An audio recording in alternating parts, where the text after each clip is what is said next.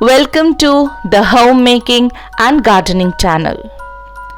In this video, we are going to see how to water Vanda orchids. This is our Vanda from our small balcony garden. This Vanda needs to be watered right now. The roots are pale or white in color.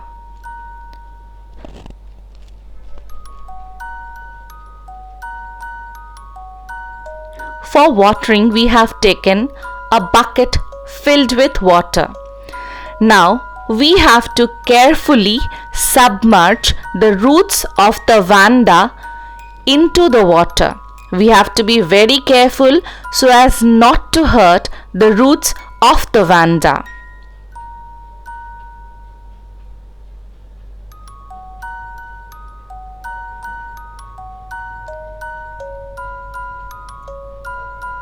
Like this, we have to keep the plant submerged into water for at least 25 to 30 minutes.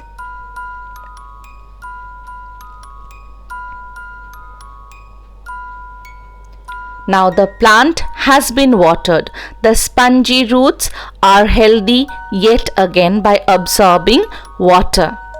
You can see the color of the roots have come back to green.